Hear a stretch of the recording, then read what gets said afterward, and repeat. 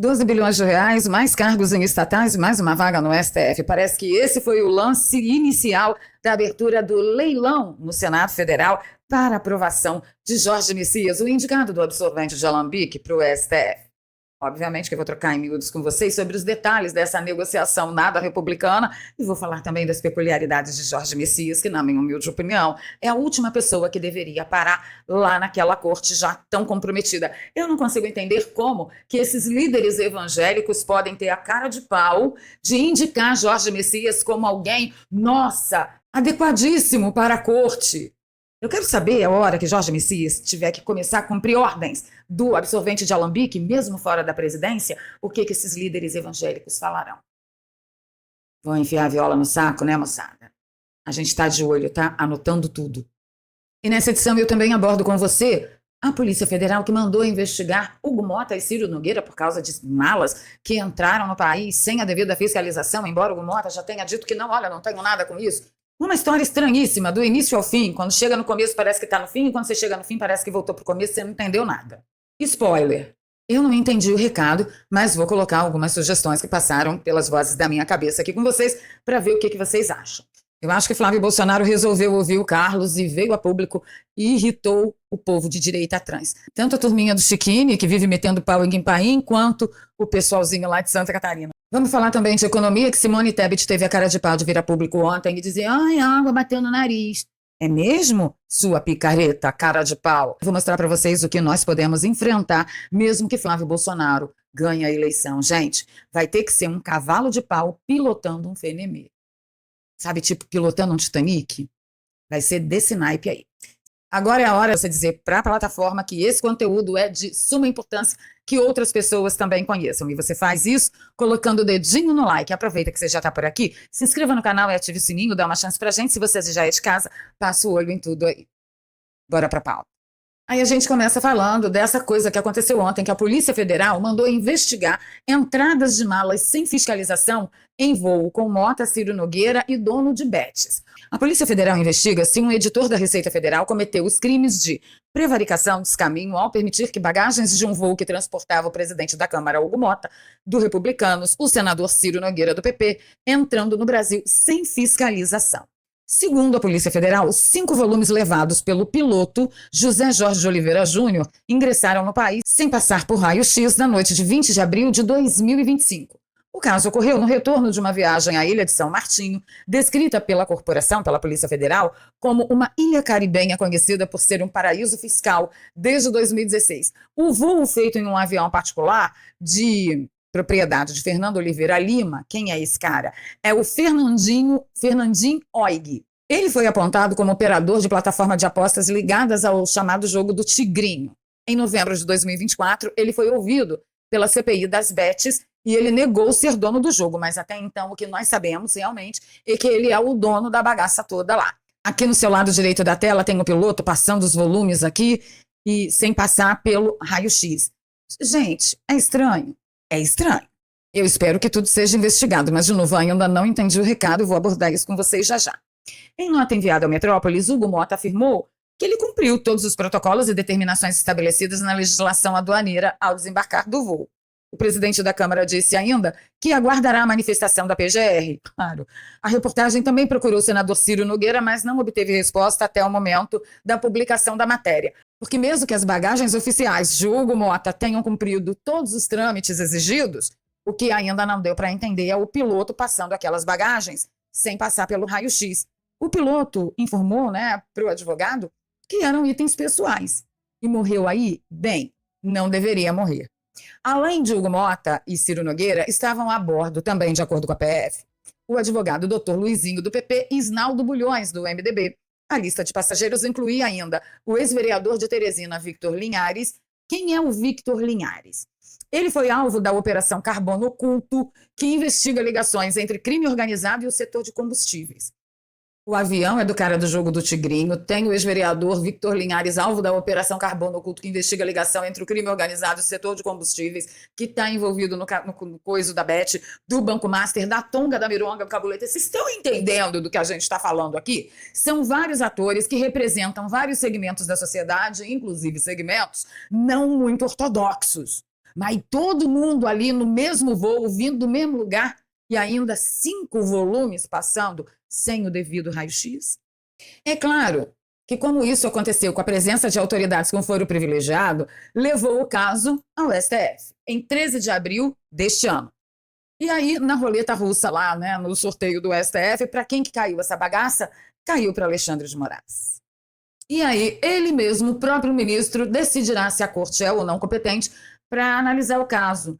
Na semana passada, Moraes pediu manifestação da Procuradoria-Geral da República. A Polícia Federal, inclusive, deixou bem destacado, para a gente não cometer nenhuma injustiça aqui, que não é possível afirmar categoricamente a quem pertencem os volumes que não passaram pelo raio-x, mas, digo eu, e não o Metrópolis, que, gente, que baita coincidência. O que eu quero deixar aqui bem frisado para vocês? Que essa bagaça aí já está lá andando há algum tempo, mas por que tem que explodir justamente agora, quando a gente está às vésperas da aprovação ou não da sabatina de Messias no STF, e também no dia seguinte, a gente não pode esquecer que tem a derrubada do veto contra a dosimetria, do absorvente de alambique contra os inocentes do 8 de janeiro. Ah, gente, vocês acreditam em coincidência mais? Porque eu não acredito. Claro que tem muita gente dizendo que pode ser uma tentativa de certas autoridades de tirar o foco do Banco Master, do envolvimento com o Master, das delações premiadas, de Vorcar, o cara do BRB e Companhia Limitada. Tá, pode ser. Mas isso aqui tá me parecendo uma coisa estranha demais. Essa é a minha sensação. E a sua?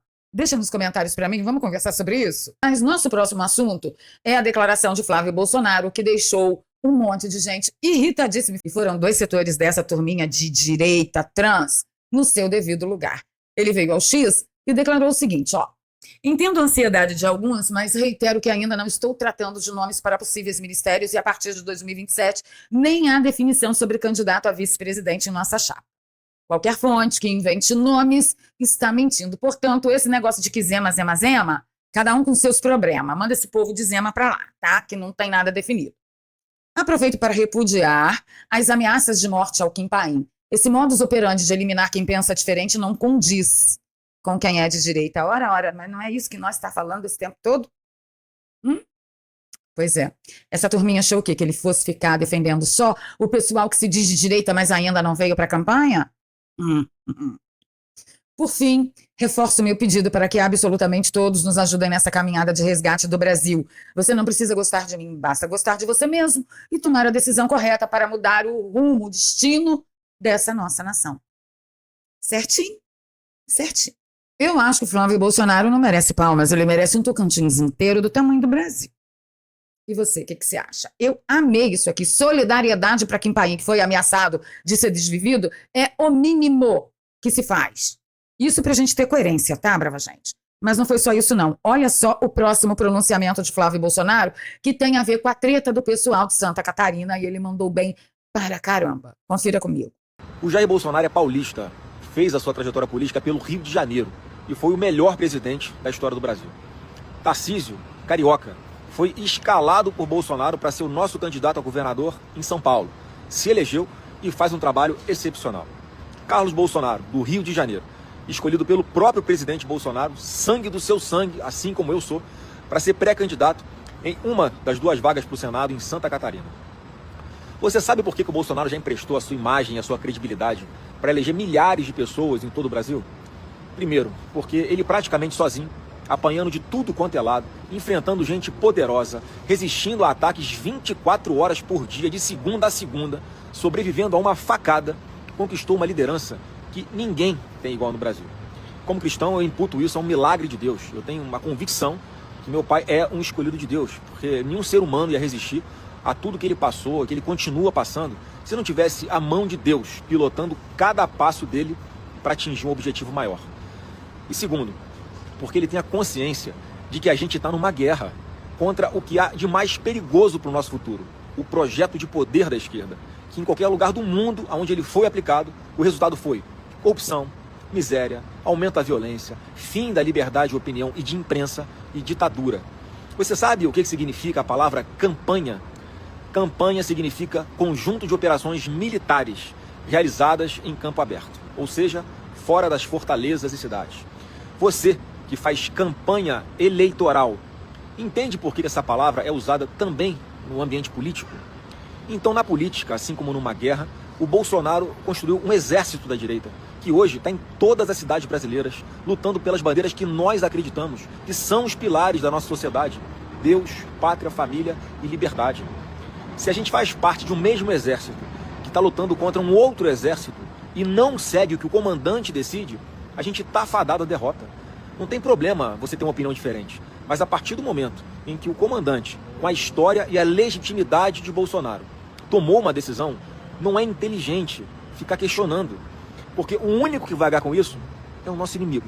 Entendeu, Nicolas Ferreira? Siga o comandante, apoie Flávio Bolsonaro, bora dar o pontapé logo para a campanha e encerrar, passar a régua no primeiro turno. É isso que nos interessa, a gente não pode correr o risco de ir para o segundo turno. Para com isso, garoto. Ah, gente, vocês que têm acompanhado aí as tretas daqueles de direita que ainda não vieram para a campanha de Flávio, parece que Nicolas resolveu ceder, está lá colocando alguns posts. E ontem nós vimos que o PL Mulher, o perfil oficial do PL Mulher, lá no Instagram, começou a postar sobre a campanha de Flávio Bolsonaro. Eu fiquei feliz, gente. Eu sou da turma do Deixa Disso mesmo.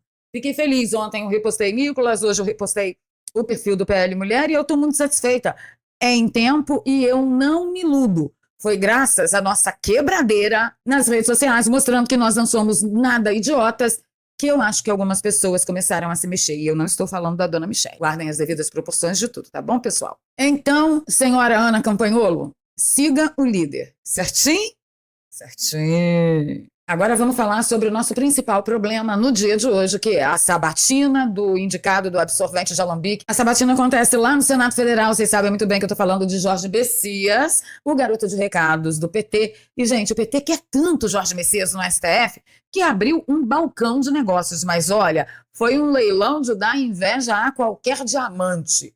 O governo Lula libera cargos de 12 bilhões de reais para aprovar Messias no STF. Diante da resistência de parlamentares, isso quer dizer que eles estavam criando dificuldade para vender facilidade. O governo Lula resolveu abrir o cofre e liberar cargos para senadores que endossarem a indicação de Jorge Messias ao Supremo Tribunal Federal.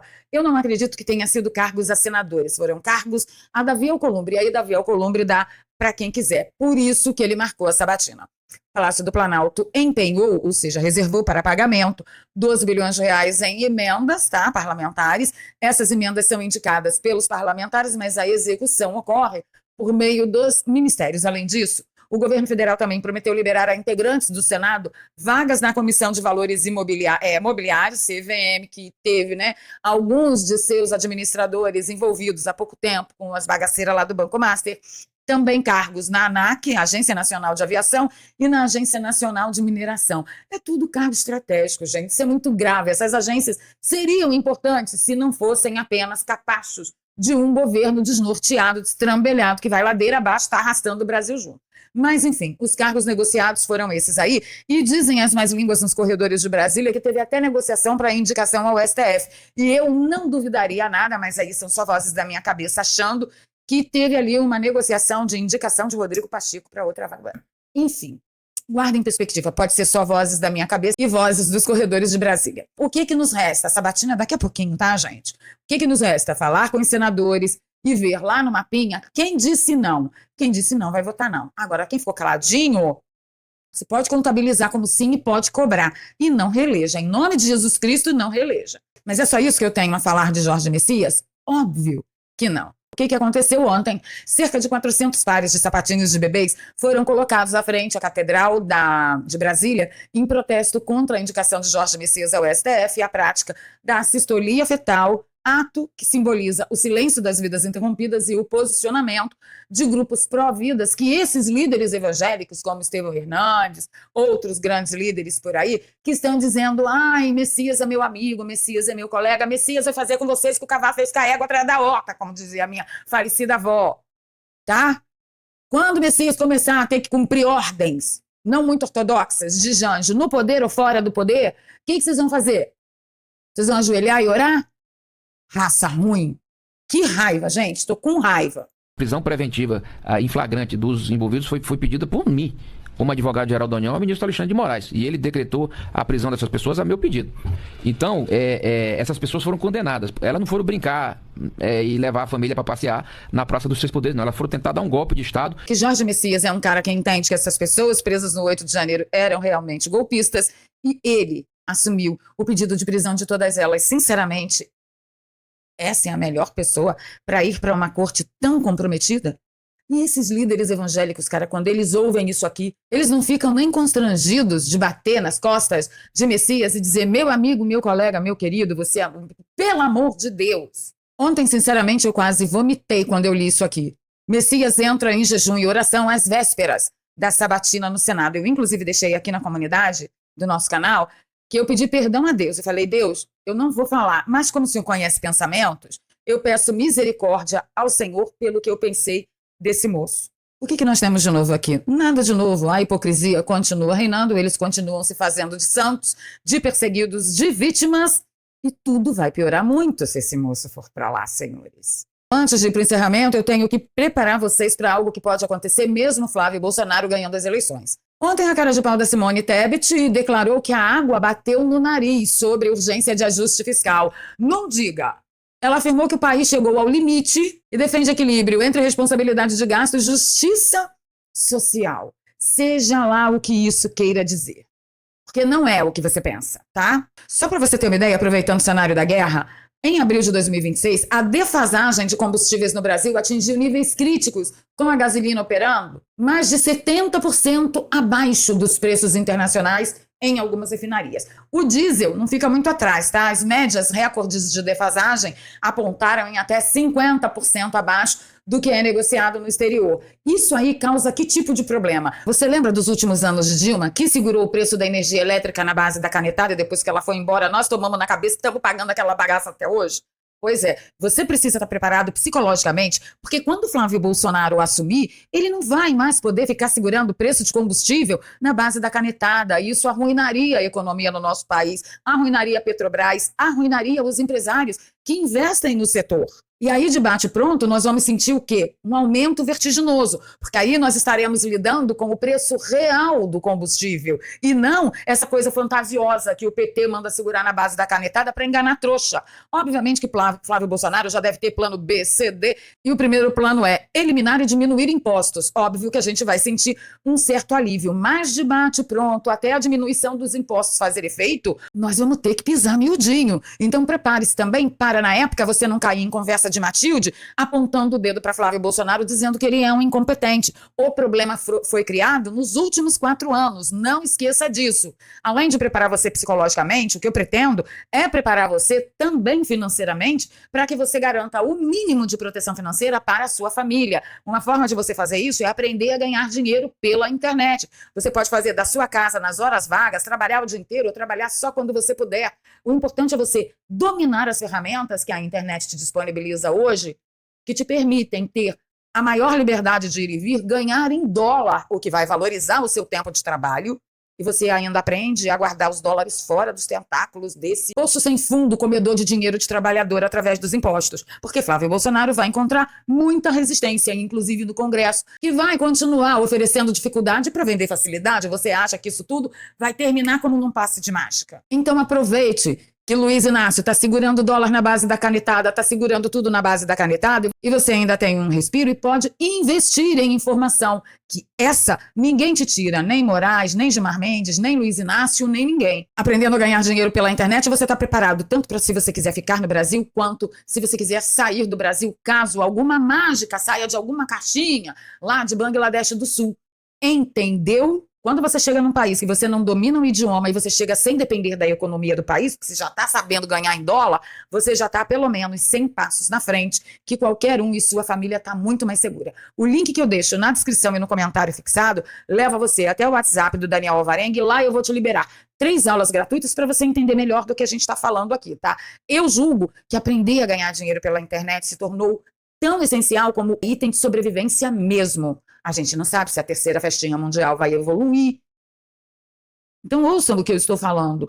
O mundo inteiro está indo nessa direção. Ganhar dinheiro online. E você pode fazer isso agora, enquanto está tudo mais ou menos teoricamente tranquilo. Tá bom? Vai lá, assiste às aulas. Se fizer sentido para você, eu te vejo do outro lado. Do contrário, a gente se encontra aqui todos os dias às 7 da manhã, sem problema nenhum. Só vai lá e se informa, sabe? Então é isso. Tá bom? Ficando por aqui, pedindo seu like, seu compartilhamento, se você gosta do meu trabalho, aqui tem um pix, eduarpravaleria@gmail.com, onde você pode fazer parte da minha história. Quem banca o nosso jornalismo e a nossa caminhada são vocês, e eu digo isso com todo orgulho do mundo. E agradeço a Deus pelo privilégio de poder caminhar com vocês. Bora pros comentários? Bora, que hoje eu tô daquele jeito. Ah, não vai embora não, peraí. Hoje, a partir das 16 horas, eu tô ao vivaço lá na bancada do Didi News e conto com a sua audiência. Beijo no coração. Fui.